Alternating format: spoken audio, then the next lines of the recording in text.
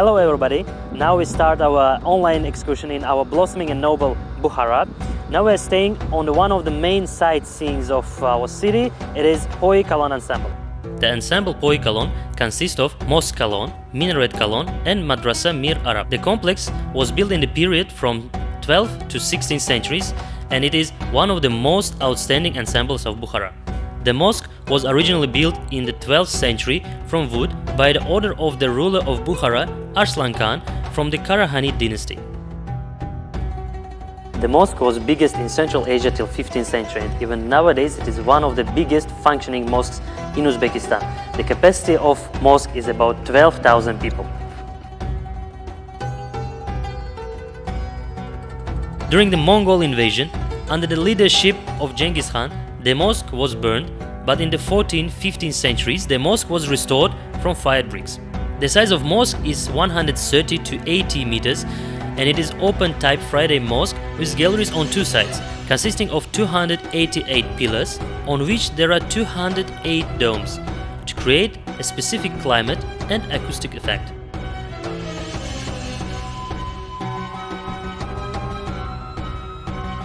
Nowadays, in the right front part of the mosque, there is an enclosed part for daily prayers, and on Fridays and during holiday prayers, the mosque is cordoned off to pray for the parishioners. The facade and the interior of the mosque are decorated with amazing mosaics and maiolica. Portals are framed by sacred inscriptions and calligraphy. On the front part of the mosque is the biggest construction of it, from where people gaze and read the homily. It is Maksura. A large dome decorated with turquoise masonry extends above the Maksura. Under it there is a mehrab, a small decorated arch that guides the community as the prayer is read in the direction of Mecca. In Bukhara, namaz is recited towards the southwest. From the inside, the domes were once decorated with patterned, curly masonry different from each other. The mosque is still functioning and is the largest in Bukhara. The Minaret Kalyan is the tallest building in the old part of Bukhara. The minaret was also built by the order of Arslan Khan in 1127 according to the project of the famous architect of Bukhara, Uzbekistan. According to legend, the purpose of building the minaret was to demonstrate the greatness and majesty of the Khan and his city, Bukhara. They say that when the ruler approved the construction, a foundation pit was dug 10 meters deep. When the foundation was flooded, the architect ran away. After that, the Khan announced the award and ordered to find the architect. 3 years later, the architect returned to Bukhara and arrived at the palace. When the Khan ordered him to explain why he ran away and why he returned, because he knew that he would be executed, the architect replied, "If I had stayed in the city, you would have made me finish the construction as soon as possible. But in this case, the minaret will fall immediately. But now, since enough time has passed and the foundation has matured properly, construction can be continued and the minaret will last centuries." And his words were restrained. The minaret has been adorning Bukhara to this day for about 900 years. In addition, this is only structure in Bukhara on which Genghis Khan did not raise a sword during the conquest.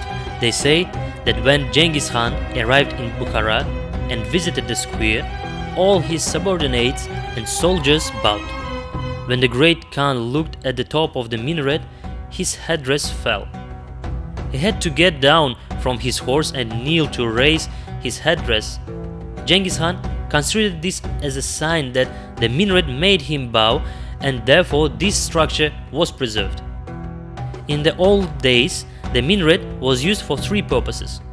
The 48-meter minaret was used to call for prayer. Muezzins, people who called for prayer, climbed to the top using 104 steps of minaret and were reciting prayer clarion, adhan. The second function was a survey of the city and outskirts. Soldiers were on duty at the top and watched to the outskirts of the city. And the last function was the function of lighthouse, helping travelers and traders find the right path to the city. At the moment, the minaret is not used for draft. This function is now carried out by microphones and loudspeakers. The ensemble is completed by the majestic Mir Arab Madrasa, one of the largest in Central Asia and the second largest in Bukhara. The Mir Arab Madrasa was built in the middle of 16th century by the order of Ubaidullah Khan, who was the ruler of Bukhara from Shaybani dynasty. It was built in honor of his spiritual teacher, whose name was Abdullah Yamani, so he was from Yemen, but his nickname was Mir Arab. The madrasa operates to this day and also functioned during the Soviet period. In the USSR, it was the only active Islamic educational institution. Young men from all 15 republics who wanted to get an Islamic education came to Bukhara to realize their dreams.